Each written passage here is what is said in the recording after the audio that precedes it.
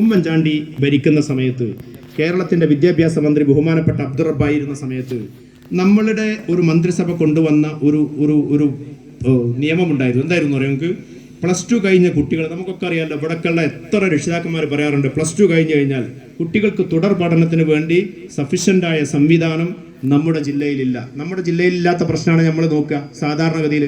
പക്ഷെ കേരളത്തിൻ്റെ പല ഇടങ്ങളിലും ആ പ്രശ്നമുണ്ട്. എന്താ പ്രശ്നം? ആ പ്രശ്നം വരുമ്പോൾ എപ്പോഴും ചർച്ചകൾ വരുമ്പോൾ, ടി വിയിലൊക്കെ ചർച്ച വരുന്ന സമയത്ത് വിദ്യാഭ്യാസ വകുപ്പുമായി ബന്ധപ്പെട്ട ഉത്തരവാദിത്തപ്പെട്ട ആൾക്കാർ പറയാം, കേരളത്തിൽ ടോട്ടൽ ഇത്ര സീറ്റുണ്ട്, ഇത്ര കുട്ടികളെ +2 ജയിച്ചിട്ടുള്ളൂ, ബാക്കി ഇത്ര സീറ്റുണ്ട്. ആ സീറ്റുണ്ട്, അതൊരു ശരിയാണ്. പത്തനംതിട്ടയിലും ഇടുക്കിയിലും ഒക്കെ സീറ്റ് ഉണ്ടാവും. പത്തനംതിട്ടയിലും ഇടുക്കിയിലും BA സീറ്റ് ഉണ്ടായി കഴിഞ്ഞാൽ നിരാല കുട്ടികളെ പോയി അവിടെ പോയിട്ട് പഠിക്കുമോ? +2 അങ്ങനെ പഠിക്കുമോ? ഇല്ലല്ലോ. അതാത് പ്രദേശങ്ങളിലെ കുട്ടികൾക്ക് ആവശ്യമായ സീറ്റ് ഉണ്ടാകണം. അങ്ങനെ ഒരു പ്രശ്നം വന്നപ്പോഴാണ് ബഹുമാനപ്പെട്ട അബ്ദുൾ റബ്ബ് സാഹിബും കേരളത്തിൻ്റെ മുഖ്യമന്ത്രിയായിരുന്ന ഉമ്മൻചാണ്ടിയും കൂടിയിരുന്ന് ആലോചന നടത്തി നമ്മുടെ പ്രദേശത്തെ ഇതുമായി ബന്ധപ്പെട്ട ആളുകളുടെയൊക്കെ തീരുമാനത്തിൻ്റെ ഭാഗമായി എല്ലാ മണ്ഡലങ്ങളിലും നിർബന്ധമായി ഒരു ഗവൺമെൻറ്റോ എയ്ഡഡോ കോളേജുകൾ വേണമെന്ന് തീരുമാനമെടുത്തത്. ആ തീരുമാനപ്രകാരം കൊണ്ടുവന്ന കോളേജുകൾ ധാരാളമുണ്ട്. അത് പ്രവൃത്തി തുടങ്ങി, വേങ്ങര മണ്ഡലത്തിൽ തുടങ്ങി, കോട്ടക്ക മണ്ഡലത്തിൽ തുടങ്ങി, എല്ലാ ഇടങ്ങളിലും അങ്ങനെ വന്നു. പക്ഷേ ഇപ്പോഴും 10 വർഷമായിട്ടും അതിൻ്റെ പ്രവർത്തനം, അതിൻ്റെ കെട്ടിട നിർമ്മാണങ്ങൾ പൂർത്തീകരിക്കാത്ത മണ്ഡലങ്ങൾ ശ്രദ്ധേയമാണ്. അതൊന്ന് താനൂരാണ്. താനൂർ അതിൻ്റെ കെട്ടിട പ്രവൃത്തി നടക്കുന്നത്. അതുമായി ബന്ധപ്പെട്ട തന്നെ ആക്ഷേപങ്ങളുണ്ട്. സാമ്പത്തികമായ വലിയ ക്രമക്കേടുണ്ടായി. ഒഴിവൂരിൽ ഭൂമി എടുത്തതുമായി ബന്ധപ്പെട്ട് വലിയ പ്രശ്നങ്ങളുണ്ടായി. ആ പ്രശ്നങ്ങളൊക്കെ പോകട്ടെ. പക്ഷെ 10 വർഷമായിട്ടും അതിൻ്റെ കെട്ടിടത്തിൻ്റെ പണി പൂർത്തീകരിക്കാൻ സാധിക്കാതെ ഡിഗ്രിക്ക് പഠിക്കുന്ന കുട്ടികൾ, താനൂരിലെ CH Muhammad Koya Sahib memorial government കോളേജിലെ കുട്ടികൾ പഠിക്കുന്നത് കോഴിക്കച്ചവടം നടക്കുന്ന, കോഴിൻ്റെ ഇറച്ചിക്കച്ചവടം നടക്കുന്ന ബിൽഡിങ്ങിൻ്റെ മേലെ ഇരുന്നിട്ട് പഠിച്ചിട്ട് ഞങ്ങൾക്ക് പഠിക്കാൻ സാധിക്കുന്നില്ല എന്ന് ആക്ഷേപം പറയുന്നു, സങ്കടം പറയുന്നു വിദ്യാർത്ഥിനികൾ. നോക്കൂ, നിങ്ങൾ ഒന്ന് താനൂരിലാണ്, മറ്റൊന്ന് നടക്കാത്തത് എവിടെയാണെന്നറിയോ നിങ്ങൾക്ക്? തവനൂരിലാണ്. വേറൊന്ന് എവിടെയാണെന്നറിയോ നിങ്ങൾക്ക്? മരുമോനായ മന്ത്രിയായ റിയാസിൻ്റെ ബേപ്പൂരാണ്. അവിടെയാണ് ഇല്ലാത്തത്. അപ്പം അതുകൊണ്ട് ഇത് നമുക്ക് വെറുതെ ആക്ഷേപങ്ങൾ ഉന്നയിച്ച് ഞങ്ങൾ ഇങ്ങനെയാക്കും അപ്പടിയാക്കും എന്ന് PR വർക്കിൻ്റെ പേരിലൊക്കെ പറഞ്ഞ് ജനങ്ങളെ പറ്റിച്ച് മുന്നോട്ട് പോയിക്കൊണ്ടിരിക്കുക. നമുക്കൊരു പേടിയുണ്ടായിരുന്നു. ഈ തെരഞ്ഞെടുപ്പ് വരുമ്പോഴും ഈ പ്രശ്നങ്ങളൊക്കെ നിലനിൽക്കുന്നുണ്ടെങ്കിലും ഇതൊക്കെ ഒരു കിറ്റ് കൊടുത്തിക്കാണ്ട് റെഡിയാക്കും. പെരുന്നാൾ വരികയാണല്ലോ, ഓണം വരികയാണല്ലോ, വിഷു ഉണ്ടല്ലോ, അപ്പോൾ ഒരു കിറ്റൊക്കെ കൊടുത്ത് റെഡിയാക്കും. അതുകൊണ്ട് നമുക്കൊരു വലിയ ഭയം ഉണ്ടായിരുന്നു. ഒക്കെ ഇങ്ങനെ പറയുമ്പോൾ ഈ പ്രശ്നങ്ങളൊക്കെ ഉണ്ടെങ്കിലും ആൾക്കാർ മറക്കുന്നു. അതൊക്കെ തെരഞ്ഞെടുപ്പിന് മുമ്പ് ഒരു കിറ്റാണ്ട് കൊടുത്തു കഴിഞ്ഞാൽ ആൾക്കാർ വോട്ട് ചെയ്യൂലേ എന്നായിരുന്നു പറഞ്ഞത്. അതിൽ ചെറിയ പേടിയൊക്കെ നമുക്കുണ്ടായിരുന്നു. പക്ഷേ ആ പേടിക്ക് സാധ്യതയില്ലാതെ വന്നതിൻ്റെ കാര്യം എന്താ പറയുക, കഴിഞ്ഞ കാലങ്ങളായി കിറ്റ് കൊടുത്ത കൂട്ടരുണ്ട്. ആ കൂട്ടർക്ക് 118 കോടി രൂപ ഗവൺമെൻറ് കൊടുക്കാനാണ്. 118 കോടി രൂപ കിറ്റ് കൊടുത്ത വകയിൽ കടം കൊടുക്കാൻ കഴിക്കുക. നോക്കൂ, നിങ്ങൾ പെൻഷൻ 4 മാസം മുടങ്ങിയെന്നാണ് പറയുന്നത്. 4 മാസം പെൻഷൻ മുടങ്ങിയെന്ന് പറയുന്നു. ഈ 4 മാസം പെൻഷൻ മുടങ്ങിയപ്പോൾ നമ്മളെക്കുറിച്ച് ഉമ്മൻചാണ്ടിയുടെ കാലത്ത് അത്ര പോലും പെൻഷൻ മുടങ്ങാതെ വലിയ ആക്ഷേപങ്ങളൊക്കെ ഉണ്ടായി. 3200 കോടി രൂപയാണ് കടം. കൊടുത്ത പെൻഷനുകൾ എവിടുന്നാ കൊടുത്തിക്കണമെന്ന് അറിയാം നമുക്ക്? ഇവിടെ വളവന്നൂർ സർവീസ് സഹകരണ ബാങ്കിന്റെ പ്രസിഡന്റ് ഇരിക്കുന്നുണ്ട്. വളവന്നൂർ സർവീസ് സഹകരണ ബാങ്കിൽ നിന്ന് 2 കോടി രൂപ കൊണ്ടേക്കണം. പെൻഷൻ കൊടുക്കാനാണ് കൊണ്ടേക്കണത്. കടം കൊണ്ടായതാ. നമ്മളെ കാശ് എടുത്തുകാണ്ട് കടം വാങ്ങിക്കൊണ്ടേക്കാണ്ട് എന്നിട്ടാണ് ഗവൺമെന്റ് പെൻഷൻ കൊടുക്കുന്നത്. ഇപ്പോൾ 35 കോടി രൂപ വേറെ ചോദിച്ചിരിക്കണല്ലേ, 35 കോടി രൂപ വേണമെന്നാണ് പറഞ്ഞിരുന്നത് ഗവൺമെന്റിനോട്. ഗവൺമെന്റ് സർവീസ് സഹകരണ ബാങ്കുകളോട്, മലപ്പുറം ജില്ല നിങ്ങൾക്ക് അറിയാലോ, മലപ്പുറം ജില്ലയിലെ സർവീസ് സഹകരണ ബാങ്കുകൾ ഇപ്പോഴും സർവീസ് സഹകരണ വളവന്നൂർ സർവീസ് കോഓപ്പറേറ്റീവ് ബാങ്ക് എന്ന് പറഞ്ഞാണ് നിൽക്കുന്നത്. സർക്കാർ ഈ പ്രശ്നം കരീമാക്ക് പ്രസിഡന്റ് ആകുമ്പോൾ കാശ് കൊടുക്കില്ല എന്നുള്ളത് സർക്കാരിന് അറിയാമോ? മലപ്പുറം ജില്ലയിൽ നിന്ന് കാശ് കിട്ടൂല എന്നറിയാം. അതിനെ മറികടക്കാനാണ് കേരള ബാങ്ക് എന്ന ഒരു സംവിധാനം ഉണ്ടാക്കി എല്ലാ സംസ്ഥാനത്തെ സഹകരണ ബാങ്കുകളെയും ലയിപ്പിച്ച് ആരുടെയും അനുമതിയില്ലാതെ കേരള ബാങ്കിന്റെ ഡയറക്ടറും പ്രസിഡന്റും ചെയർമാനും ഒക്കെ ആക്കിയിട്ട് അവരാൾക്കാരെ ഇരുത്തി ഇഷ്ടം പോലെ അടിച്ചു മാറ്റി കൊണ്ടുപോകാനുള്ള ഒരു ശ്രമമായിരുന്നു. ആ ശ്രമത്തെയാണ് കഴിഞ്ഞ കാലങ്ങളിൽ മലപ്പുറം ജില്ലയിലെ UDFന്റെ നേതൃത്വം ശക്തമായി എതിർക്കുകയും അതിന്റെ അടിസ്ഥാനത്തിലാണ് റിക്വസ്റ്റ് കൊടുത്ത് കാത്തിരിക്കേണ്ട ഒരു സാഹചര്യം വന്നത്. 35 കോടി രൂപ വേണമെന്ന് പറഞ്ഞിട്ട് ഒരു 2 കോടി രൂപ കൊടുത്തിട്ടുള്ളൂ. കന്മനം ബാങ്കും 2 കോടി രൂപ കൊടുത്തിട്ടുണ്ട്. നമുക്കറിയാം, നമ്മളെ പഞ്ചായത്തിലെ 2 ബാങ്കാണല്ലോ അത്. ഈ ബാങ്കുകളിൽ നിന്ന് മുഴുവൻ കാശ് കടം വാങ്ങിക്കൊണ്ടേ 3200 കോടി രൂപ 3200 കോടി രൂപ പെൻഷൻ കൊടുത്ത വകയിൽ കൊടുക്കാനാണ്. അപ്പം ഇതൊക്കെ എല്ലാ ഇടങ്ങളിലും കടമാണ്. എന്തൊക്കെ നടന്നിട്ടുണ്ടോ എല്ലാ ഇടങ്ങളിലും കടമാണ്. അപ്പം നമുക്ക് നോക്കൂ, നിങ്ങൾ നമുക്കൊക്കെ ഒരു അസുഖം ഉണ്ടായിക്കഴിഞ്ഞാൽ ആശ്രയം എവിടെയാ ആശ്രയം? Government medical കോളേജുകളല്ലേ. മെഡിക്കൽ കോളേജിൽ പോയി കഴിഞ്ഞാൽ മുമ്പൊക്കെ എന്താ ചെയ്തിരുന്നത്? മുമ്പൊക്കെ പേരും അഡ്രസ്സും ചോദിക്കും, പിന്നെ അസുഖങ്ങളും ചോദിക്കും. ഇപ്പം എന്താ ചോദിക്കല്? ഇപ്പം അതൊന്നല്ല ചോദിക്കുക. ഇപ്പം ആരോഗ്യ ഇൻഷുറൻസ് ഉണ്ടോയെന്നാ ചോദിക്കുക. ആരോഗ്യ ഇൻഷുറൻസ്. കാസ്പിൽ അംഗാണോ എന്ന് ചോദിക്കും. കാസ്പിൽ അംഗമാണെങ്കിൽ എന്താ ക്രൈറ്റീരിയ, എന്താ മാനദണ്ഡം? ആ മാനദണ്ഡ പ്രകാരം നമ്മുടെ ഈ പ്രദേശത്തുള്ള എത്ര ആൾക്കാരെ അംഗങ്ങളാകാൻ പറ്റും? ആർക്കും ആകാൻ പറ്റൂല. ഒന്ന്, അതിദാരിദ്ര്യർ എന്ന് പറയുന്ന ആൾക്കാരില്ല എന്ന് സർക്കാർ സ്വയം പ്രഖ്യാപിച്ചു. എന്നാൽ പട്ടിണി കിടക്കുന്ന മനുഷ്യന്മാർ നമ്മളെ നമ്മളെ നാട്ടിലുണ്ട് എന്നുള്ളത് ഞങ്ങൾക്കറിയാം. വി കെയർ പാലിയേറ്റീവിന്റെ ഹോം കെയർ വണ്ടി പോകുമ്പോൾ ഞങ്ങളോട് പറഞ്ഞൊരു സംഗതി എന്താണെന്ന് അറിയാം നമുക്ക്? മരുന്നൊക്കെ ശരിയാണ്, പക്ഷെ ഞങ്ങൾ ഒരാഴ്ചയായിട്ട് പെരയിൽ മീൻ വാങ്ങിയിട്ടില്ല, കഞ്ഞി വെച്ച് മാത്രമാണ് കുടിക്കുന്നത്, ഭക്ഷണം വരെയൊക്കെ കഴിക്കണില്ല. ആളുകൾ പറയുന്ന സങ്കടമാണ്, മനുഷ്യർ പറയുന്ന സങ്കടമാണ്. ഈ സങ്കടങ്ങളൊക്കെ നിലനിൽക്കുമ്പോഴും കേരളത്തിൽ അതിദാരിദ്ര്യം എന്ന് പറയുന്ന ഒരു വിഭാഗമില്ല എന്ന് ഗവൺമെന്റ് റിപ്പോർട്ട് കൊടുത്തു, കേന്ദ്ര ഗവൺമെന്റിന്. പിന്നെ എങ്ങനെ കാസ്പിൽ നമ്മൾ വരിക? അപ്പൊ പിന്നെ നമുക്ക് എന്താ സംവിധാനം? വേറെ പ്രൈവറ്റ് ഇൻഷുറൻസുകളെ നമ്മൾ ആശ്രയിക്കണം, വലിയ പ്രീമിയം കൊടുക്കണം. സ്റ്റാർ ഹെൽത്ത് പോലത്തെ വലിയ ഇൻഷുറൻസ് കമ്പനികളെ നമ്മൾ ആശ്രയിക്കണം. അത് ആരതാ? അത് നമ്മളതാ, അത് കോർപ്പറേറ്റ് കമ്പനികളാണ്. കോർപ്പറേറ്റ് കമ്പനികൾ അതാവുമ്പോൾ എന്താ, ഇൻഷുറൻസ് നമ്മൾ അവർക്ക് നിൽക്കും. ആ കാശ് എടുക്കാൻ പോവുക. ആ കാശ് ഒന്നുകിൽ ഇൻഷുറൻസ് എടുത്തിട്ട് കോർപ്പറേറ്റ് കമ്പനികളിൽ നിന്ന് നമ്മൾ ഇൻഷുറൻസ് എടുത്തിട്ട് മെഡിക്കൽ കോളേജിൽ കാശ് കൊടുക്കണം. എന്നാണ് ആ മെഡിക്കൽ കോളേജ്, ഗവൺമെന്റ് മെഡിക്കൽ കോളേജിൽ ചികിത്സ കിട്ടുക. അല്ലെങ്കിൽ കേരളത്തിലെ ശ്രദ്ധേയമായ പ്രൈവറ്റ് ആശുപത്രികളിൽ നോക്കൂ നിങ്ങൾ, കേരളത്തിലെ ശ്രദ്ധേയമായ പ്രൈവറ്റ് ആശുപത്രികളുടെ 90% ഓഹരികളും അമേരിക്കൻ കമ്പനികൾ, ബ്ലാക്ക് സ്റ്റോൺ പോലത്തെ കമ്പനികൾ അടിച്ചുമാറ്റി പോയിട്ടുണ്ട്, അവർ വാങ്ങിപ്പോയിട്ടുണ്ട്. ഈ പ്രൈവറ്റ് ആശുപത്രികളിൽ നിന്നും നമുക്ക് പോയി ചികിത്സ തേടാൻ സാധ്യമല്ലാത്ത സാഹചര്യമുണ്ട്. ഒരുപാട് പ്രശ്നങ്ങൾ നിലനിൽക്കുന്നു. ആളുകൾക്ക്, സാധാരണ മനുഷ്യർക്ക് ജീവിക്കാൻ സാധ്യമല്ലാത്തൊരു സാഹചര്യം നമ്മുടെ നാട്ടിൽ ഉണ്ടായിട്ടുണ്ട് എന്ന്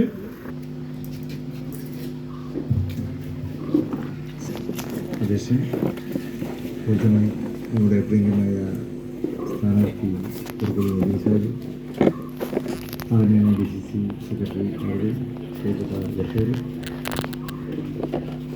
പഞ്ചായത്ത് ലീഗിൻ്റെ നേതാക്കൾ, UDFിൻ്റെ നേതാക്കൾ, പ്രിയ സഹോദരി സഹോദരന്മാർ, തെരഞ്ഞെടുപ്പ് പ്രചാരണത്തിൻ്റെ ഭാഗമായി ഇവിടെ വന്ന് നിങ്ങളൊക്കെ നേരിൽ കാണാൻ സാധിച്ചത് ഏറെ സന്തോഷമുണ്ട്. സ്ഥാനാർത്ഥിയുടെ സാന്നിധ്യത്തിൽ കൂടി നമുക്ക് ഒരുമിച്ച് ഇവിടെ കൂടുവാൻ സാധിച്ചതിലും ഏറെ നമുക്കൊക്കെ ചാരിതാർത്ഥ്യമുണ്ട്. കൂടുതൽ പറയേണ്ട കാര്യമില്ല. തെരഞ്ഞെടുപ്പിൻ്റെ പ്രചാരണങ്ങളൊക്കെ വളരെ ഊർജിതമായി നടന്നു വരികയാണ്. ഞാൻ തിരൂരിൽ മണ്ഡലം കൺവെൻഷൻ വളരെ വിപുലമായ രീതിയിൽ തന്നെ അവിടെ സംഘടിപ്പിക്കുവാൻ കഴിഞ്ഞു. തികഞ്ഞ വിജയപ്രതീക്ഷയോടെ തന്നെയാണ് നമ്മുടെ സ്ഥാനാർത്ഥി ജനങ്ങളെ സമീപിക്കുന്നത്. കഴിഞ്ഞ 5 വർഷക്കാലം കുറുക്കോളിയുടെ കാലമായിരുന്നു. ഇനി വരാനിരിക്കുന്ന 5 വർഷവും ആ കാലത്തിലേക്ക് തന്നെയാണ് സർവശക്തൻ്റെ അനുഗ്രഹത്താൽ നമുക്ക് കടന്ന് ചെല്ലുവാനുള്ളത്. സ്ഥാനാർത്ഥിയുടെ ഏറ്റവും വലിയൊരു സമ്പത്ത് എന്നുള്ളത് വിശ്വസ്തതയാണ്. ജനങ്ങളോട് അദ്ദേഹം കാണിച്ചിട്ടുള്ള വിശ്വസ്തത, ജനങ്ങൾ അദ്ദേഹത്തോട് കാണിച്ചിട്ടുള്ള വിശ്വസ്തത, ഇത് രണ്ടും ഇവിടെ ഒരു പോറലുമേൽക്കാതെ അതിവിടെ നിലനിൽക്കുന്നു എന്നുള്ളത് തന്നെയാണ് കുറുക്കോളി മൗലവി സാഹിബിൻ്റെ ഏറ്റവും വലിയ പ്രത്യേകത. എന്നും സാധാരണക്കാരനോടൊപ്പമാണ് കുറുക്കോളിയുടെ സ്ഥാനം. അത് സ്ഥാനാർത്ഥിയായപ്പോഴും അല്ലാത്തപ്പോഴൊക്കെ തന്നെയാണ്. മുസ്ലിം ലീഗിൻ്റെ ഏറ്റവും അച്ചടക്കമുള്ള ഒരു പ്രവർത്തകൻ എന്നുള്ള നിലക്കാണ് കുറുക്കോളിയൊക്കെ നമുക്ക് എപ്പോഴും മനസ്സിലാക്കുവാൻ സാധിച്ചിട്ടുള്ളത്. തൻ്റെ പ്രവർത്തനത്തിൻ്റെ നാനാ മേഖലകളിലും അദ്ദേഹം വ്യാപൃതനാകുമ്പോഴും അടിസ്ഥാനപരമായി അദ്ദേഹം വാഫകത്തങ്ങളുടെയും എൻ്റെ പിതാവിൻ്റെയും അതുപോലെ തന്നെ മഹാനായ ശ്രീചന്ദ്രമായ സാഹിബിൻ്റെയും അവരുടെയൊക്കെ ആ ഒരു ഏറ്റവും വലിയ അടുത്ത അനുയായി എന്നുള്ള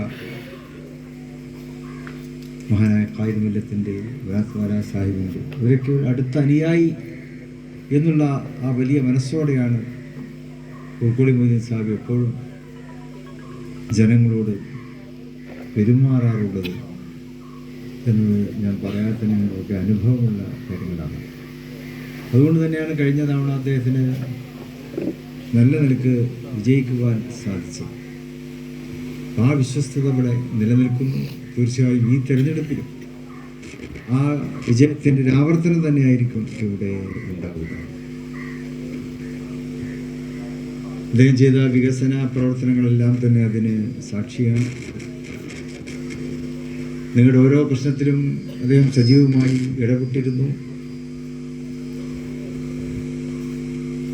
ആ പ്രശ്നങ്ങൾക്ക് ജനങ്ങൾ അദ്ദേഹത്തിന് മുമ്പിൽ സമർപ്പിച്ചിട്ടുള്ള ആവശ്യങ്ങൾ ഒരു പ്രതിപക്ഷ MLAക്ക് ഒരുപാട് പരിധികളൊക്കെ ഉണ്ടാവും. പക്ഷെ ആ പരിധിക്ക് അകത്തുനിന്നുകൊണ്ട് തന്നെ തൻ്റെ മുമ്പിലെത്തുന്ന ആളുകൾ അവതരിപ്പിക്കുന്ന പ്രശ്നങ്ങൾ, മറ്റടിസ്ഥാന സൗകര്യങ്ങൾ ഏർപ്പെടുത്തേണ്ട പ്രദേശങ്ങളിൽ ആ സൗകര്യങ്ങൾ ഏർപ്പെടുത്തുന്നതിലൊക്കെ അദ്ദേഹം വളരെയേറെ താല്പര്യത്തോടെ പ്രവർത്തിക്കുകയും അതൊക്കെ നടപ്പിലാക്കുവാൻ മുന്നോട്ട് വരികയും ചെയ്തു. അപ്പോൾ ആ ഒരു നല്ല ഗ്രാഫോടെയാണ്, പ്രവർത്തന റെക്കോർഡോടെയാണ് അദ്ദേഹം ഇവിടെ മത്സരിക്കുന്നത്. അല്ലാതെ പിന്നെ ചിലരൊക്കെ മത്സരിച്ചെടുത്ത് പിന്നെ രണ്ടാമത് മത്സരിക്കാൻ ധൈര്യം കാണിക്കാത്ത ഒരു കാലമാണല്ലോ.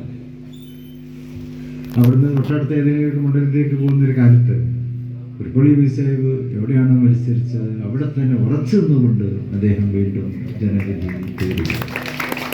ജനങ്ങൾക്ക് അദ്ദേഹം നൽകിയിട്ടുള്ള വിശ്വാസം, ജനങ്ങൾ അദ്ദേഹത്തിന് നൽകിയിട്ടുള്ള വിശ്വാസം, അത് രണ്ടും ഇവിടെ കൂടിച്ചേരുമ്പോൾ ഒരു നല്ല വിജയം ഇവിടെ നമുക്ക് പ്രതീക്ഷിക്കുവാൻ കഴിയും.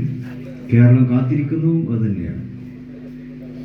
ജനാധിപത്യ മുന്നണിയുടെ ഭരണമാണ് കേരളം കാത്തിരിക്കുന്നത്. കഴിഞ്ഞ കുറേ കാലമായി നമ്മൾ കാത്തിരിക്കുന്നു. ഇവിടുത്തെ ഇടതുപക്ഷത്തിൻ്റെ ഭരണം അത്രമാത്രം മനമടുപ്പോടെയാണ് ജനങ്ങൾ സഹിച്ചുകൊണ്ടിരിക്കുന്നത്. കഴിഞ്ഞ ലോക്സഭാ തെരഞ്ഞെടുപ്പ് മുതൽ ഇവിടെ പങ്കിച്ച ഭൂരിപക്ഷം ജനാധിപത്യ മുന്നണിക്ക് ലഭിച്ചു. നിയമസഭാ ഉപതെരഞ്ഞെടുപ്പുകളിൽ നമുക്ക് വിജയം കൈവരിക്കാൻ പറ്റി. പഞ്ചായത്ത് തെരഞ്ഞെടുപ്പിൽ നമുക്ക് നല്ല വിജയം ഉണ്ടാക്കുവാൻ കഴിഞ്ഞു. അതിൻ്റെ തുടർച്ച എന്ന വണ്ണം നിയമസഭാ തെരഞ്ഞെടുപ്പിലും ഈ 2026 ഏപ്രിൽ 9 നടക്കുന്ന അസംബ്ലി തെരഞ്ഞെടുപ്പിലും നമ്മൾ ആ വിജയത്തിൻ്റെ തന്നെ ആവർത്തനം കുറിക്കാൻ വേണ്ടി കാത്തിരിക്കുകയാണ്. ഇവിടെ വിദ്യാഭ്യാസപരമായി നല്ല ഒരു നിലവാരത്തിൽ കേരളീയ സമൂഹം ഉണ്ടായിരുന്നു, കേരളം ഉണ്ടായിരുന്നു. പക്ഷെ ഇന്ന് അതില്ല. വിദ്യാഭ്യാസ വകുപ്പ് ആകെ മോശം അവസ്ഥയിലൂടെയാണ് മുന്നോട്ട് പോകുന്നത്. അതുപോലെ തന്നെ കേരളത്തിൻ്റെ ആരോഗ്യ മേഖലയും വളരെ നല്ല ഒരു നിലവാരം പുലർത്തുന്ന മുൻ ചാണ്ടി സർക്കാരിൻ്റെയൊക്കെ കാലത്ത് നല്ല ഉയർന്ന നിലവാരം പുലർത്തുവാൻ കഴിഞ്ഞിരുന്നു. എന്നാൽ ഇന്നും അതിൽ നിന്നൊക്കെ മാറ്റം വന്നിരിക്കുന്നു. തികഞ്ഞ കഴിവുകളിൻ്റെ പര്യായങ്ങളായി ജനങ്ങളോട് ഏറ്റവും ഇടപഴകുന്ന വകുപ്പുകൾ മാറിക്കഴിഞ്ഞു. പൊതുഭരണവും ഇവിടെ ഏറെ ജനങ്ങളെ നിരാശപ്പെടുത്തിക്കൊണ്ടാണ് മുന്നോട്ട് പോകുന്നത്. സാമൂഹ്യ സുരക്ഷ കേരളത്തിന് നഷ്ടമായി, ക്രമസമാധാന പാലനം നഷ്ടമായി, പോലീസിന് ക്രിയാത്മകമായി പ്രവർത്തിക്കുവാൻ സാധിക്കുന്നില്ല, നിഷ്പക്ഷമായി കാര്യങ്ങൾ കാണാൻ പോലീസിന് സാധിക്കുന്നില്ല. ഒരു ഭാഗത്ത് കേന്ദ്രത്തിൻ്റെ ഇടപെടൽ എന്ന് പറയുന്നു, വേറെ ഭാഗത്ത് സംസ്ഥാനത്തിൻ്റെ ഇടപെടൽ എന്ന് പറയുന്നു. പക്ഷെ അതിൻ്റെ ഫലമായിട്ട് സാധാരണക്കാർക്ക് നീതി നിഷേധിക്കപ്പെടുന്ന സാഹചര്യമാണ് പൊതുഭരണത്തിൽ പലപ്പോഴും നമുക്ക് കാണേണ്ടി വരുന്നത്. വിലക്കയറ്റം ഉണ്ടാകുമ്പോൾ അതിനെ മറികടക്കുവാൻ മന്ത്രിസഭയ്ക്ക് സാധിക്കുന്നില്ല, ജനങ്ങളെ ആശ്വസിപ്പിക്കുവാൻ മന്ത്രിസഭയ്ക്ക് സാധിക്കുന്നില്ല. ഇവയെല്ലാം കുന്നിൽ മേൽ പുരുവന്ന വെണ്ണം ജനങ്ങളേറെ പ്രയാസപ്പെടുന്ന സാഹചര്യം. അവിടെയാണ് നമുക്ക് നമ്മുടെ കേരളത്തെ രക്ഷപ്പെടുത്തി എടുക്കേണ്ടത്. അതിന് ജനാധിപത്യത്തിന് നമുക്ക് കഴിയുള്ളൂ. കാരണം ജനാധിപത്യത്തിന് വേണ്ടി പ്രാപ്തരായിട്ടുള്ള നേതാക്കൾ നമുക്ക് ചൂണ്ടിക്കാണിക്കുവാൻ കഴിയും. കേരളത്തിലെ ഭരണം നടത്തി പരിചയമുള്ളവരാണ്. ഭരണം നടത്തിയ കാലത്തൊക്കെ UDF കൊണ്ടുവന്ന പരിഷ്കാരങ്ങൾ, ആ പരിഷ്കാരങ്ങൾ അത് കേരളത്തിൻ്റെ നന്മയ്ക്ക് വേണ്ടിയുള്ള പരിഷ്കാരങ്ങളായിരുന്നു. അത് നമുക്ക് തുടർന്നും ഇവിടെ നടപ്പാക്കേണ്ടതുണ്ട്. അതിന് പരിചയ സമ്പത്ത് ആവശ്യമാണ്, ഭരണ പരിജ്ഞാനം ആവശ്യമാണ്. അതിലൊക്കെ ഉപരിയായി ജനങ്ങളോട് സേവന സന്നദ്ധമായ മനസ്സുമായിട്ടുള്ള പ്രവർത്തനം അതിനാവശ്യമാണ്. ഇതെല്ലാം നൽകുവാൻ കഴിയുന്ന നേതാക്കന്മാരാണ് ജനാധിപത്യ മുന്നണിയെ സംബന്ധിച്ചിടത്തോളം ഉള്ളത്. അത് തന്നെ ഏറ്റവും വലിയൊരു പ്രതീക്ഷയാണ്. എല്ലാവരും അത് അംഗീകരിക്കുന്നു എന്നുള്ളത് തന്നെയാണ് നമ്മളൊക്കെ വിശ്വസിക്കുന്നത്. തീർച്ചയായിട്ടും കേരളത്തെ രക്ഷപ്പെടുത്തിയെടുക്കുന്നതിന് വേണ്ടി നിങ്ങളുടെ വിലയേറിയ വോട്ടുകൾ ജനാധിപത്യ മുന്നണിക്ക് നൽകുക അത് കാലഘട്ടത്തിൻ്റെ ആവശ്യമാണ്. വർഗീയതയെ തൂത്തെറിഞ്ഞുകൊണ്ട്, വിഭാഗീയതയെ മാറ്റിവെച്ചുകൊണ്ട് മതസൗഹാർദ്ദത്തിൻ്റെയും മതസഹിഷ്ണുതയുടെയും ഒരു കേരളം. അതാണല്ലോ കേരളത്തിൻ്റെ ഏറ്റവും വലിയ പ്രത്യേകത എന്നത്. ഇവിടെ ചില പ്രദേശങ്ങളെ ചൂണ്ടിക്കാണിച്ചുകൊണ്ട്, ചില മതവിഭാഗങ്ങളെ ചൂണ്ടിക്കാണിച്ചുകൊണ്ട് വർഗീയതയും വിഭാഗീയതയും അടിച്ചേൽപ്പിക്കുവാൻ ശ്രമിക്കുമ്പോൾ ഭരണകർത്താക്കൾ പോലും അതിനെ അനുകൂലിക്കുന്ന നിർഭാഗ്യകരമായ അവസ്ഥ. അതാണ് ഇപ്പോൾ കേരളത്തിലുള്ളത്. ഭരണകർത്താക്കൾ ചെയ്യേണ്ടത് എന്താണ്? സാമൂഹ്യ സാഹോദര്യത്വം ഉറപ്പുവരുത്തുക എന്നുള്ളതാണ്. സ്ഥാപിത താല്പര്യങ്ങൾക്ക് വേണ്ടി ആരെങ്കിലും എന്തെങ്കിലും പറയുമ്പോൾ അതിനെ പിന്തുണക്കുകയല്ല വേണ്ടത്. അത്തരം പ്രസ്താവനകൾ ഉണ്ടാക്കിയേക്കാവുന്ന ദൂരവ്യാപകമായിട്ടുള്ള പ്രത്യാഘാതങ്ങളെ തിരിച്ചറിയുകയാണ് ഭരണകർത്താക്കൾ ചെയ്തത്. നിർഭാഗ്യവശാൽ കേരളത്തിലെ ഭരണകർത്താക്കൾ അത്തരം പ്രസ്താവനകൾ ഇറക്കുന്നതോടൊപ്പം അവരോടൊപ്പം നിൽക്കുകയാണ്. ഇത് ഉണ്ടാക്കുന്ന വെല്ലുവിളി വളരെ കടുത്തതാണ്. ഇനിയും അത്തരം പ്രസ്താവനകളൊന്നും ഉണ്ടാകാൻ പാടില്ല. അത്തരം പ്രസ്താവനക്കാരെ പിടിച്ചു കെട്ടുവാൻ ആർജവമുള്ള ഭരണകർത്താക്കളെയാണ് നമുക്ക് ആവശ്യമായിട്ടുള്ളത്. അത് ഐക്യ ജനാധിപത്യ മുന്നണിക്ക് സാധിക്കുകയുള്ളൂ. അതിലൂടെ നമുക്ക് കേരളത്തെ രക്ഷപ്പെടുത്തിയെടുക്കുവാൻ, കേരളത്തിൻ്റെ മതസൗഹാർദ്ദവും സാമൂഹ്യ സാഹോദര്യത്വവും മതസഹിഷ്ണുതയും ഇതൊക്കെ രക്ഷപ്പെടുത്തിയെടുക്കുവാൻ ധൈര്യമുള്ള ഭരണാധികാരികൾക്ക് സാധിക്കുകയുള്ളൂ. അത് ഐക്യ ജനാധിപത്യ മുന്നണിക്ക് അതിലൂടെ കാഴ്ചവെക്കുവാൻ കഴിയുകയുള്ളൂ. അതിനുള്ള അവസരമാണ് നമുക്ക് കൈവന്നിട്ടുള്ളത്. അതുകൊണ്ട് 9-ാം തീയതി രാവിലെ തന്നെ പോളിംഗ് ബൂത്തിലെത്തി നിങ്ങളുടെ ഉത്തരവാദിത്വം നിർവഹിക്കുക. നമ്മുടെ പ്രിയങ്കരനായ സ്ഥാനാർത്ഥി കുറുക്കോളി മൊയ്തീൻ സാഹിബിനെ ഐക്യ ജനാധിപത്യ മുന്നണിയുടെ ചിഹ്നമായ കോണി അടയാളത്തിൽ വോട്ട് രേഖപ്പെടുത്തി വമ്പിച്ച ഭൂരിപക്ഷത്തോടെ അദ്ദേഹത്തെ തിരഞ്ഞെടുക്കുക. ഈ പ്രദേശത്ത് 2-3 മണ്ഡലങ്ങളുടെ സംഗമസ്ഥാനമാണ് എന്ന് മനസ്സിലാക്കി കഴിഞ്ഞു. താനൂർ മണ്ഡലവും തിരുവങ്ങാടി മണ്ഡലവും ഒക്കെ ഇതിൻ്റെ ഈ പരിസരത്ത് തന്നെയാണല്ലോ അതൊക്കെ സ്ഥിതി ചെയ്യും. അവിടെയൊക്കെയുള്ള വോട്ടർമാർ താനൂരിലെ ഇവിടെ പ്രിയപ്പെട്ട PK നവാസ് ഐക്യ ജനാധിപത്യത്തിൻ്റെ സ്ഥാനാർത്ഥിയാണ്, കോണി ചിഹ്നത്തിൽ മത്സരിക്കുന്നു. തിരുവങ്ങാടിയിൽ MA സമീർ, അദ്ദേഹവും കോണി ചിഹ്നത്തിൽ ഐക്യ ജനാധിപത്യത്തിൻ്റെ സ്ഥാനാർത്ഥിയെ മത്സരിക്കുന്നു. സമീറിൻ്റെയും പിന്നെ തൊട്ടടുത്ത് കോട്ടക്കിൽ അവിടെ പ്രിയപ്പെട്ട ഹുസൈൻ തങ്ങളാണ് മത്സരിക്കുന്നത്. അവരെയും പൊന്നാനിയിലും തവനൂരിലും അവിടെയൊക്കെ മത്സരിക്കുന്നു. അവിടെ ഐക്യ ജനാധിപത്യത്തിൻ്റെ സ്ഥാനം തവനൂരിൽ നമ്മുടെ GS ജോയി മത്സരിക്കുന്നു. പൊന്നാനിയിലെ നൗഷാദ് അലി മത്സരിക്കുന്നു. അപ്പോൾ അടുത്തടുത്ത മണ്ഡലങ്ങളിലൊക്കെയുള്ള ഐക്യ ജനാധിപത്യത്തിൻ്റെ സ്ഥാനാർത്ഥികളുടെ വിജയത്തിന് വേണ്ടിയും നിങ്ങളുടേതായിട്ടുള്ള കഴിവും നിങ്ങളുടേതായിട്ടുള്ള ഉപദേശങ്ങളൊക്കെ അവിടുത്തെ ആളുകൾക്ക് കൊടുത്തുകൊണ്ട് അവരുടെയൊക്കെ വോട്ടുകൾ ഉറപ്പുവരുത്തണം എന്ന് അഭ്യർത്ഥിച്ചുകൊണ്ട് കുറുക്കോളിയെ കോണി അടയാളത്തിൽ വോട്ട് രേഖപ്പെടുത്തി വമ്പിച്ച ഭൂരിപക്ഷത്തോടെ ജയിക്കുക ഒരിക്കൽ കൂടി ആവശ്യപ്പെട്ടുകൊണ്ട് ഞാൻ എൻ്റെ വാക്കുകൾ ഉപസംഹരിക്കുന്നു. നന്ദി. ജയ് ഹിന്ദ്.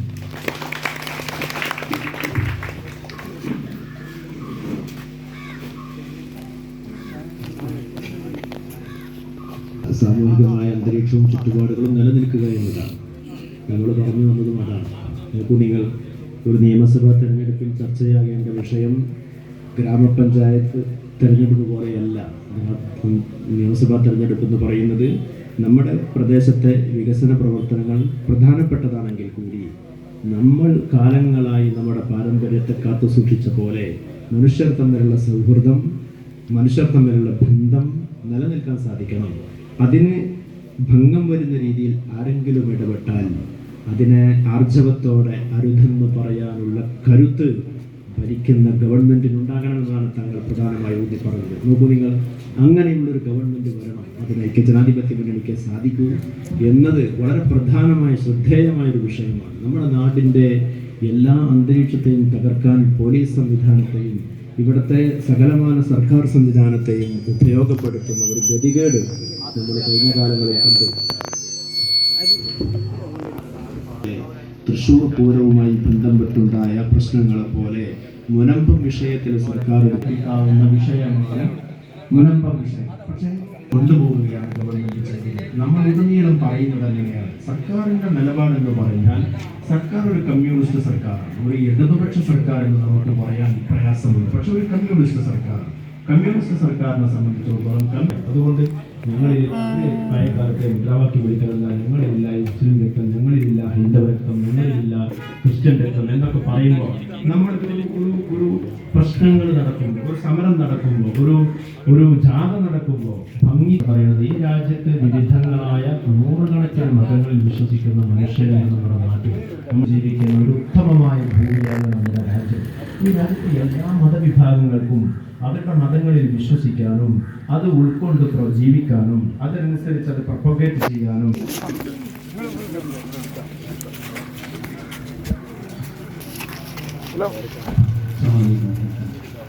അങ്ങനടക്കമുള്ള ആളുകളൊക്കെ അവിടെ വിശദീകരിച്ചത്.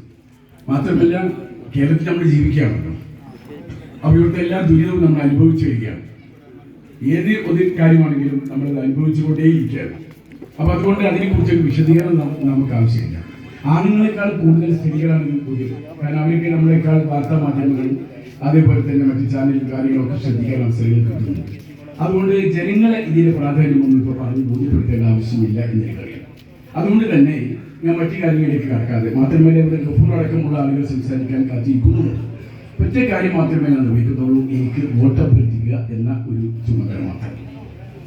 നിങ്ങളൊക്കെ വിലയേറിയ വോട്ടുകൾ തങ്ങൾക്കൂടെ പറഞ്ഞ ആ ഒരു സ്ഥിതി പുനഃസ്ഥാപിക്കാൻ ഐക്യ ജനാധിപത്യ മുന്നണിയുടെ ഭരണം 10 വർഷത്തെ ഇടവേളയ്ക്ക് ശേഷം തിരിച്ചു കൊണ്ടുവരാൻ നിങ്ങളുടെ വിലയേറിയ വോട്ടുകൾ കോടി അടയാളത്തിൽ നൽകി എന്നെ വിജയിപ്പിക്കണം. ഇത് മാത്രമാണ് എനിക്ക് അഭ്യർത്ഥിക്കാനുള്ളത്. അത് നിങ്ങൾ സന്നദ്ധമാകുമെന്ന് എനിക്കറിയാം. ഞാൻ നിങ്ങളോട് വോട്ട് ചോദിക്കല്ല, നിങ്ങളിലൂടെ മറ്റുള്ളവരുടെ വോട്ടുകൾ കൂടി നമ്മുടെ പക്ഷത്തേക്ക് ചേർത്ത് വെക്കാൻ ഉള്ള പരിശ്രമം നിങ്ങൾ നടത്തണം എന്ന ചുമതലയാണ് നിങ്ങളെ ഏൽപ്പിക്കാൻ ഞാൻ ആഗ്രഹിക്കുന്നത്.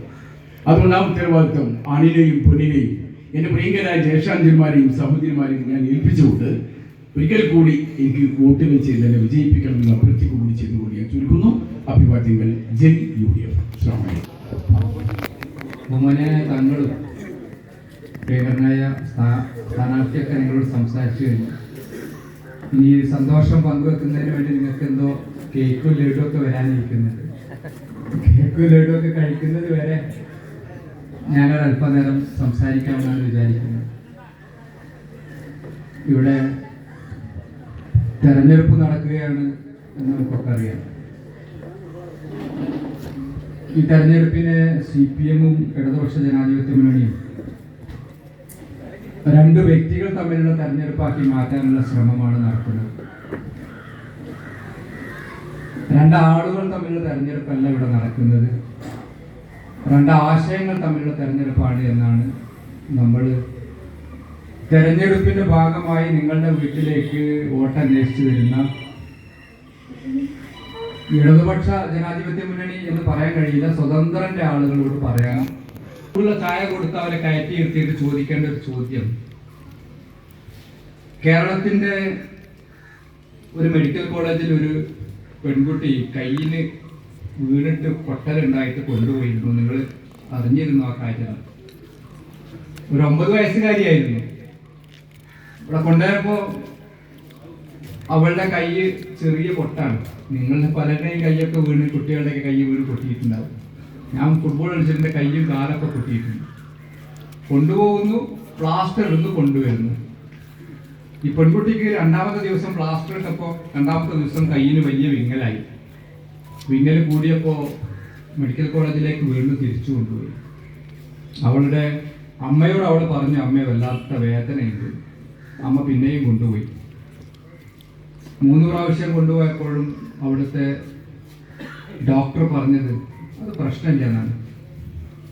പിന്നെ മറ്റൊരു ആശുപത്രിയിലേക്ക് കൊണ്ടുപോയപ്പോൾ അവളുടെ പ്ലാസ്റ്റർ അഴിച്ചു നോക്കിയപ്പോൾ അവളുടെ വലത് കൈയിലേക്കുള്ള രക്തയോട്ടം നിൽക്കുകയും വലത് കൈ ഇനിയും ഉപയോഗിക്കാനാവാത്ത വിധം പഴുത്തു പോവുകയും ചെയ്തിരുന്നു.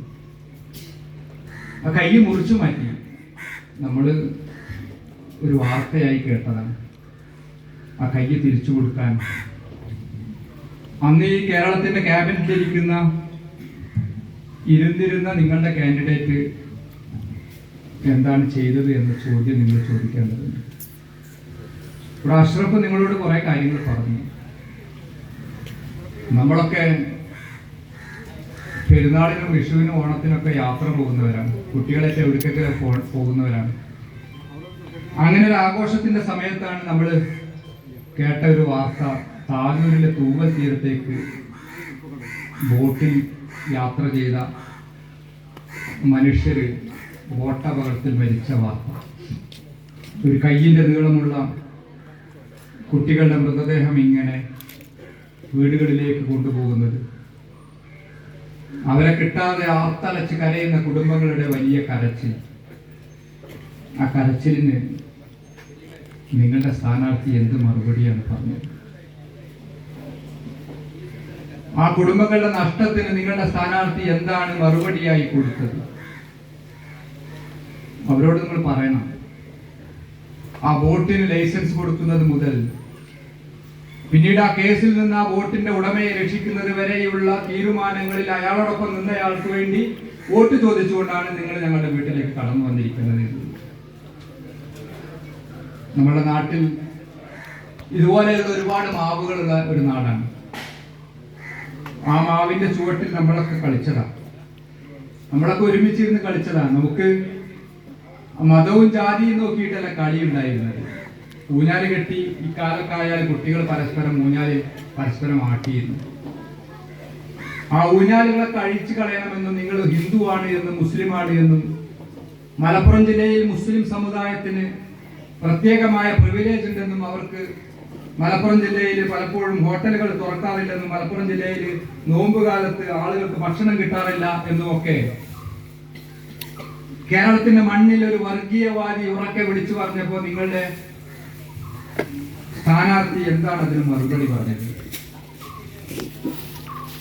നമ്മൾ ഈ നാട് നേരത്തെ ചെയ്ത് സാധികലിഷ്യാപ്തങ്ങൾ പറഞ്ഞല്ലോ, നമ്മൾ എത്രമേൽ ഹൃദയത്തോട് ചേർന്ന് നിന്നാണ് ഈ നാടിനെ മുന്നോട്ട് കൊണ്ടുപോയത്. ഞാനൊരിക്കൽ ഹൈദർ ലിഷ്യാപ്തങ്ങളുടെ വീട്ടിൽ സംസ്ഥാന യൂത്ത് ലീഗിന്റെ ട്രഷറായിരിക്കുമ്പോൾ അന്നത്തെ പ്രസിഡന്റ് PM സാദിഖ് അലി സാഹിബിന്റെ ഒപ്പം പോയി. ഒരു ഓണക്കാലത്താണ്. ഓണക്കാലത്ത് ചെന്നപ്പോൾ സാദിഖ് അലി ഹൈദർ തങ്ങൾ പറഞ്ഞത്, നിങ്ങൾ എനിക്ക് കുറച്ച് പായസം ഉണ്ടെന്നാണ്. അപ്പൊ ഞങ്ങൾ വെച്ച് ഇവിടെ ഓണം ഉണ്ടോ? ഞങ്ങൾക്കൊക്കെ നാട്ടിൽ ഓണമുണ്ട്, ഞങ്ങൾ പോവുകയാണെന്ന് പറഞ്ഞു. അപ്പോൾ പറഞ്ഞു, എൻ്റെ വീട്ടില് സ്ഥിരമായിട്ട് ഓണസദ്യ കൊണ്ടുവരുന്ന ഒരു സുഹൃത്തുണ്ട്, അദ്ദേഹത്തെ കാണിച്ചു തന്നു. നേരത്തെ അവരുടെയൊക്കെ വീടിന്റെ കുറ്റിയടിച്ചിരുന്ന, വീടിന്റെ കാര്യങ്ങളൊക്കെ ചെയ്തിരുന്ന ഒരു ആശാരിയാണ്, അവരുടെ കുടുംബമാണ് കൊണ്ടുവന്ന് കൊടുക്കുന്നത്. ഇങ്ങനെ സൗഹൃദത്തിൽ ജീവിക്കുന്ന ഒരു നാട്ടിൽ വന്നുകൊണ്ടാണ് ഇതൊക്കെ പറയുന്നത്.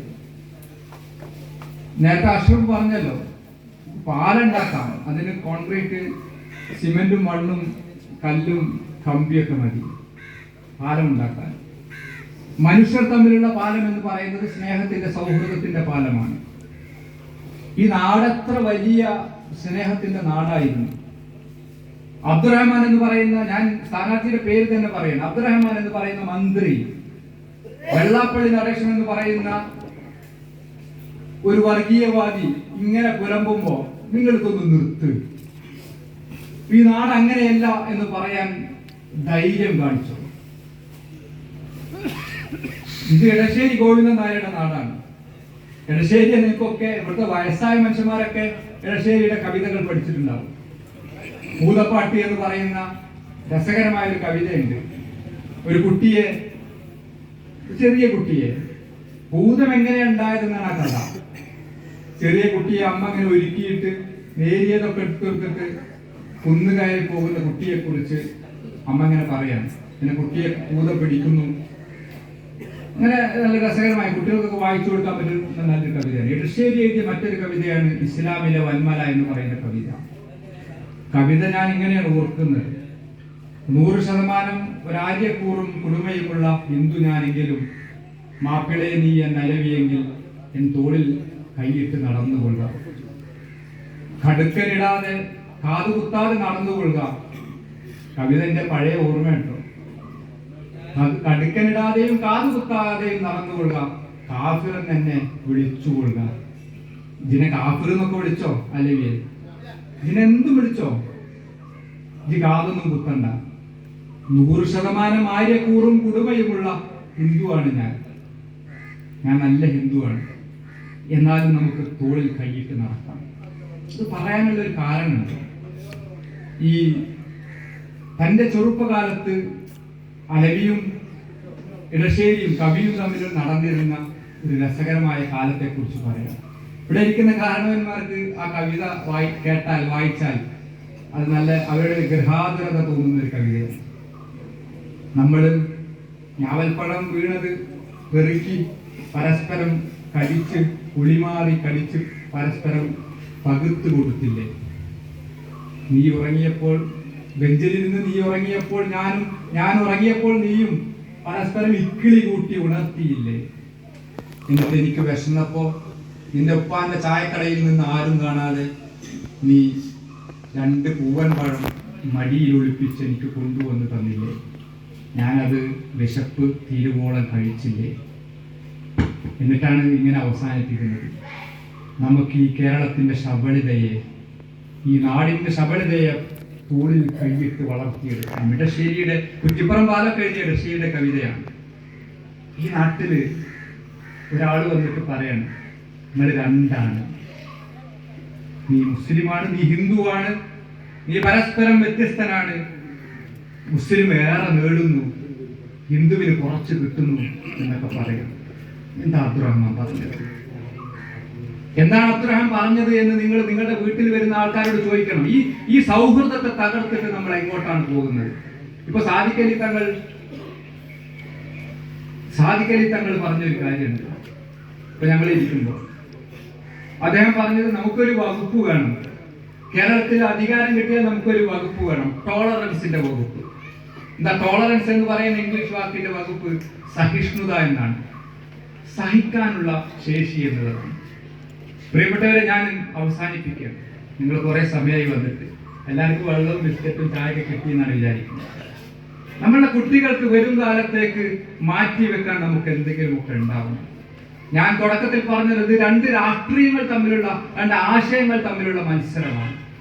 കുറിക്കോട് മൊയ്തീൻ സാഹിബും എനിക്കിവിടെ തിരൂർ മണ്ഡലത്തിന്റെ ചുമതല ഉണ്ട്. സാദിഖലി തങ്ങൾ കുഞ്ഞാൽ സാഹിബൊക്കെ ആയിട്ട് ഞാനിങ്ങനെ ഇപ്പോ തിരൂര് മുനിസിപ്പാലിറ്റിയിലൂടെ നടക്കുകയായിരുന്നു ഓരോ കാര്യങ്ങളൊക്കെ അന്വേഷിച്ച്. കുറുക്കോളി മൊയ്തീൻ സാഹിബും ബി അബ്ദുറഹ്മാനും തമ്മിൽ മത്സരിക്കുമ്പോൾ എങ്ങനെയാണ് കുറുക്കോളി മൊയ്തീൻ സാഹിബ് ഏത് തലത്തിലാണ് താഴെ നിൽക്കുക? ഒറ്റ തലത്തേ നിൽക്കുള്ളൂ. അത് കുറുക്കോളി മൊയ്തീൻ സാഹിബിന് ആ നരച്ച താടിയും തറപ്പിക്കാൻ അദ്ദേഹത്തിന് അറിയില്ല. നരച്ച താടിയും അദ്ദേഹത്തിനുള്ള ആ മുണ്ടും ആ കുപ്പായവുമേ അദ്ദേഹത്തിനുള്ള. വ്യത്യസ്തമായ കുപ്പായങ്ങൾ ഇടാൻ അദ്ദേഹത്തിന്റെ പൈസ ഉണ്ട്. നിങ്ങൾക്ക് തെരഞ്ഞെടുപ്പ് പ്രവർത്തനത്തിൽ, ഞാൻ നിങ്ങളെ കുറിച്ചല്ല പറയുന്നത്, ഇവിടുത്തെ ചെറുപ്പക്കാരോട് നിങ്ങൾ പറയണം. ആ ചെറുപ്പക്കാർക്ക് തെരഞ്ഞെടുപ്പ് പ്രവർത്തനത്തിന് പോസ്റ്റർ ഒട്ടിക്കാൻ പൈസ തരാൻ കുറുക്കോളിയുടെ കയ്യിലില്ല, നമ്മുടെ പാർട്ടിയുടെ കയ്യിലുമില്ല. നമ്മുടെ പാർട്ടിയുടെ കയ്യിൽ 1 രൂപ കിട്ടിയാൽ നമ്മൾ 1.5 രൂപ ചെലവാക്കും. എങ്ങനെ ചെലവാക്കും? നമ്മളുടെ പാർട്ടിക്ക് പണം കിട്ടിയാൽ നിങ്ങൾക്കറിയാമല്ലോ, ഒരു രാത്രിയിലാണ് ഒരു പെരുമഴക്കാലത്ത് ഒരു ഗ്രാമം മുഴുവൻ ഒലിച്ചു പോയത്. മുണ്ടക്കൈ ചൂരൽമലയിൽ നിന്ന് നമ്മളൊക്കെ രാത്രി കേൾക്കുകയാണ്, TV കാണുമ്പോൾ, മൊബൈലിൽ കാണുകയാണ്, മുണ്ടക്കൈയിൽ ചൂരൽമലയിൽ ആളുകൾ കുത്തിയൊലിച്ചു പോയിരിക്കുന്നു, ഒരു ഗ്രാമം കുത്തിയൊലിച്ചു പോയിരിക്കുന്നു. നമുക്കതിന്റെ ദൈന്യത മനസ്സിലായത്, ദുരന്തം മനസ്സിലായത് പിറ്റേ ദിവസമാണ്.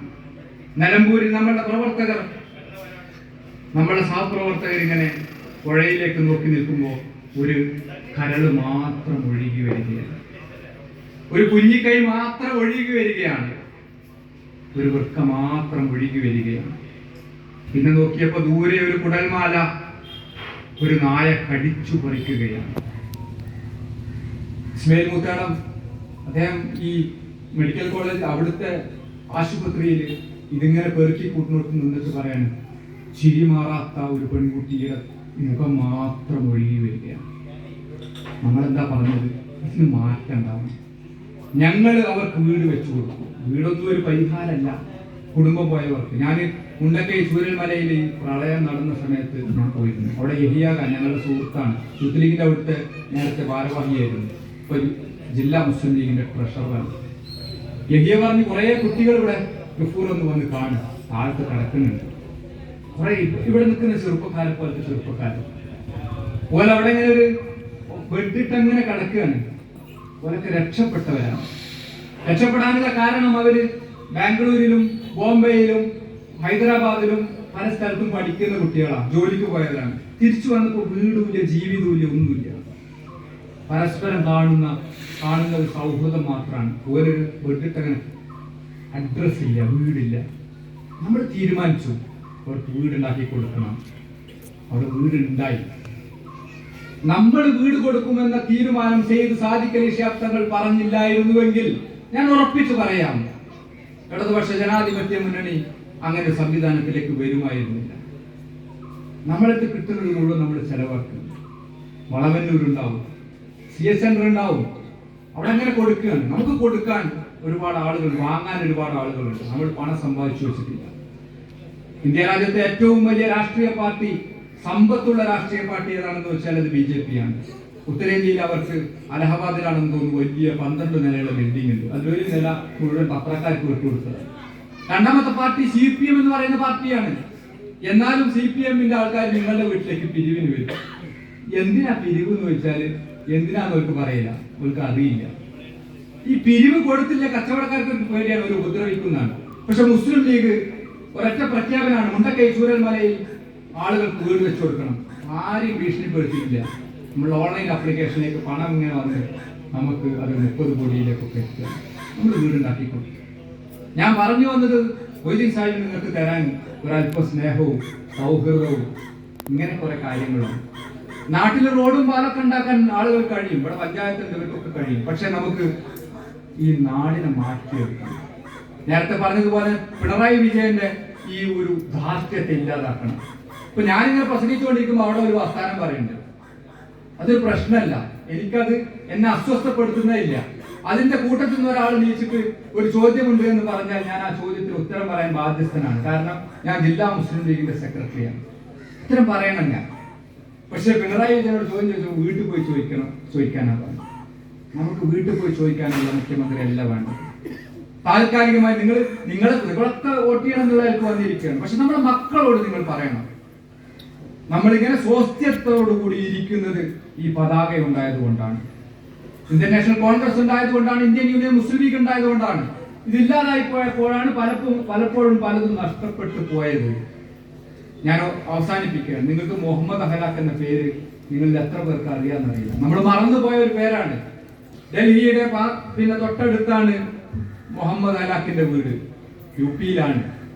മുഹമ്മദ് അഹ്ലാഖിന്റെ വീട്ടിലേക്ക് അദ്ദേഹത്തെ അറിയുന്ന ആളുകളാണ് വന്നിട്ട് കോളിംഗ് ബെല്ലിൽ വിരല് അമർത്തിയില്ല, വാതിൽ ചവിട്ടി തുറന്നു അകത്തേക്ക് വന്നിട്ട് അഹ്ലാഖിനോട് പറഞ്ഞു, നിങ്ങളുടെ വീട്ടിൽ ബീഫ് സൂക്ഷിച്ചിട്ടുണ്ട്. അഹ്ലാഖ് പറഞ്ഞിട്ടുണ്ട്, വൈസാബിന്റെ വീട്ടിൽ അതില്ല.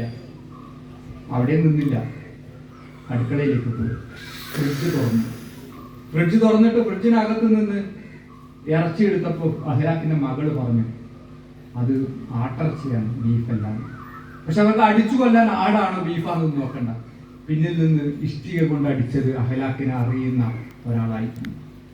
വളവന്നൂര് ഈ അങ്ങാടിയിൽ അങ്ങനെ സംഭവിക്കാതിരിക്കാനുള്ള കാരണം നമുക്ക് താങ്ങായിട്ട് തണലായിട്ട് ഒരു പതാകയുണ്ട്. ഈ രാഷ്ട്രീയത്തെ നമ്മൾ ഇല്ലാതാക്കിയാൽ നമുക്ക് നഷ്ടപ്പെട്ടു പോകുന്നത് താൽക്കാലികമായ സുഖത്തിന്. എന്താ നേരത്തെ പറഞ്ഞില്ല, താനൂരിൽ നിന്ന് അബ്ദുറഹ്മാൻ ആൾക്കാരൊക്കെ പറ്റിച്ചിട്ട് ഇപ്പോ ഇനി എനിക്ക് തിരൂര് മതി എന്ന് പറയും. നമ്മൾ കുട്ടികളുണ്ടല്ലോ, ഈ മുട്ടായി വേണ്ട, ഇനി എനിക്ക് ആ മുട്ടായി വേണം എന്നൊക്കെ പറഞ്ഞ് നിലത്തിട്ടിട്ട് നമ്മൾ വാങ്ങിക്കൊടുത്തൊരു മുട്ടായി നിലത്തിട്ടിട്ട് മറ്റേ മുട്ടായി മതി എന്ന് പറഞ്ഞിട്ട് വാശി പിടിക്കുന്ന കുട്ടികൾ. അപ്പോ ആ വാശിക്ക് നിന്നൊടുക്കുന്ന രക്ഷിതാക്കൾ കുറെ വാശി പിടിച്ചു വെക്കും. പിന്നെ നിലത്തൊക്കെ കടന്ന് ഉരുളുമ്പോ നമ്മൾ ആൾക്കാർ കാണാന്നുള്ളവർക്ക് ആ മുട്ടായി വാങ്ങിക്കൊടുക്കും. നമ്മൾ വണ്ടി കയറ്റിയതിന് ശേഷം ചെവിയൊക്കെ കുറിച്ച് തിരിഞ്ഞു അല്ലേ? അതുപോലെ പിണറായി വിജയന് വാശി പിടിക്കുകയാണ്, ഇനി എനിക്കത് മതി എന്ന് പറഞ്ഞപ്പോ അവിടെ CPM ഉണ്ടാക്കിയിട്ടാണോ പോകുന്നത്? ജയനെ പോലെ വലിയ CPM നേതാക്കന്മാരുള്ള ഒരു സ്ഥലമാണ്, ജില്ലാ സെക്രട്ടേറിയറ്റ് മെമ്പറൊക്കെ ഉള്ള ഒരു സ്ഥലമാണ്. അവിടെ ഒന്നും ചെയ്തില്ല അയാൾ. അവിടുത്തെ CPM പാർട്ടീനെ നമ്മൾ പണ്ടൊക്കെ കുട്ടികൾക്കറിയില്ല, കാരണവന്മാർ പറയുന്ന ഒരു ഉദാഹരണമാണ്, ഉപ്പ് വെച്ച കലം പോലെ ആക്കിയിട്ടാണ് ഇങ്ങോട്ട് വന്നത്. ഇവിടെ അങ്ങനെ തന്നെ ആക്കി പോകും. നമുക്ക് അടുത്തത് കോട്ടക്കലിലേക്ക് വരും വെള്ളം എടുക്കുമ്പോൾ. കാരണം മുതലാളിമാർക്ക് മത്സരിക്കാനുള്ള ഒരു സംവിധാനമായി CPM പാർട്ടി മാറിയിട്ടുണ്ട്. മുതലാളിമാർക്ക് മത്സരിക്കാൻ മാത്രമായിട്ടുണ്ട്. പക്ഷെ നമുക്ക് ഈ രാഷ്ട്രീയം വേണം. നമ്മളിപ്പോ ഈ സ്ഥലത്ത് ഇങ്ങനെ ഇരിക്കുമ്പോൾ നമ്മൾ വിചാരിക്കും നമ്മൾ വലിയ സ്വസ്ഥതയിലാണ് എന്നാണ്. ഈ സ്വസ്ഥത നഷ്ടപ്പെടാൻ വലിയ കാലമില്ല. ഈ നമ്മൾ ഓരോരുത്തരും പരസ്പരം കാവലിരിക്കേണ്ട ഒരു കാലമാണ്. അങ്ങനെ ഒരു കവിതയുണ്ട്, ഞാൻ അവസാനിപ്പിക്കുകയാണ്. ഇനി നമ്മിൽ ഒരാൾ മറ്റേയാളിന്റെ നിദ്രക്ക് കണ്ണിമ ചിമ്മാതെ കാവൽ നിന്നിടണം. ഒരാൾ ഉറങ്ങാതെ മറ്റൊരാൾക്ക് കാവൽ നിൽക്കാനുള്ള സമയമായിരിക്കും. രാഷ്ട്രീയമായ കാവൽ നിൽപ്പാണത്. നമ്മിൽ ഒരാൾ വാൽമീകിയുടെ കവിത ശാരദക പക്ഷികൾ, രണ്ട് പക്ഷികൾ ഇങ്ങനെ കൂട്ടിലിരുന്ന് പറയാണ്, നമ്മൾ ഈ മുട്ടയ്ക്ക് കാവലിരിക്കുകയാണ്. എന്നിട്ട് ഇണപ്പക്ഷി മറ്റേ പക്ഷിയോട്, നീ ഉറങ്ങുക, ഞാൻ ഉണർന്നിരിക്കാം. ഏറെ ഇരുന്ന് തളർന്നതല്ലേ, വഴി ഏതെന്നറിയാതെ ഉഴന്നതല്ലേ, നീ ഉറങ്ങുക. കാരണം എന്താണെന്ന് വെച്ചാൽ ഞാൻ കാവലിരിക്കാൻ, ഞാൻ ഉറങ്ങാതെ. താഴെ കണ്ടില്ലേ പ്രാവുകൾ മയങ്ങുന്ന കൂടാർന്നൊരു അമ്പലക്കാവിൽ ഇഴയുന്നു കരിഞ്ചേര. ഒരു ചേര ഇങ്ങനെ ആ പാവപ്പെട്ട പ്രാവുകളുടെ ചുറ്റുവട്ടത്തിൽ കൂടി ഇങ്ങനെ ഇഴയുന്നത് നീ കണ്ടില്ലേ? മാനത്ത് റാഗി പറക്കുന്നു പ്രാപ്പിടിയൻ, ആകാശത്ത് ഒരു പ്രാപ്പിടിയൻ ഇങ്ങനെ പറക്കുന്നത് നീ കണ്ടില്ലേ? മാനത്ത് കണ്ണിയും മക്കളും കേവല ആഹ്ലാദത്താൽ നീന്തുന്നു. മാനത്ത് കണ്ണി പറഞ്ഞ കാരണന്മാർക്കറിയാം, ഈ പെരടിയിൽ ചൂട്ടുള്ള ആ മീനാണ് അത്. മക്കളും ഇങ്ങനെ തോട്ടിൽ നീറ്റിലെ നിശബ്ദ ഗീതമായി മാനത്ത് കണ്ണിയും മക്കളും കേവല ആഹ്ലാദത്താൽ നീന്തുന്നു. ആറ്റിന്റെ പക്കത്തൊരു പെൺമയുടെ കണ്ണ് തിളങ്ങുന്നത് കണ്ടില്ലേ? നിങ്ങളിതൊക്കെ കാണണം. കേരളത്തിലേക്ക് പതുക്കെ പതുക്കെ BJP കടന്നു വരികയാണ്, RSS കടന്നു വരികയാണ്. തിരുവനന്തപുരം കോർപ്പറേഷൻ ഇപ്പോൾ BJPയുടെ കയ്യിലാണ്. CPM നടത്തിയ അഡ്ജസ്റ്റ്മെന്റ് രാഷ്ട്രീയത്തിന്റെ ഭാഗമായി എന്നതാണ്. കോഴിക്കോട് കോർപ്പറേഷന്റെ പ്രധാനപ്പെട്ട മേഖലകളിൽ മുഴുവൻ BJP മെമ്പർമാർ ജയിച്ചിരിക്കുന്നു. CPM നടത്തിയ അഡ്ജസ്റ്റ്മെന്റിന്റെ ഭാഗമായി കേരളത്തിൽ മൂന്നാമതും പിണറായി സർക്കാർ വരാനുള്ള തീരുമാനത്തിലേക്ക് CPM എടുക്കുന്ന സ്ട്രാറ്റജി എന്ന് പറയുന്നത് BJPയുമായിട്ടുള്ള അഡ്ജസ്റ്റ്മെന്റാണ്. അവരുടെ വോട്ടുകൾ പ്രധാനപ്പെട്ടതാണ്. അത് രാഷ്ട്രീയം പറഞ്ഞുള്ള വോട്ടുകളാണ്. തൽക്കാലം V. അബ്ദുറഹ്മാന് പിണറായി വിജയൻ സമ്മാനിച്ച മുട്ടായിക്ക് കൊടുക്കേണ്ട വോട്ടല്ല എന്ന്, കൊടുക്കുന്ന വോട്ടല്ല എന്ന് നിങ്ങളുടെ വീട്ടിൽ വന്ന് വോട്ട് ചോദിക്കുന്ന ഇടതുപക്ഷക്കാരോട് പറയണമെന്ന് അഭ്യർത്ഥിച്ചുകൊണ്ട് അവസാനിപ്പിക്കുന്നു. ജയിക്കുന്നു.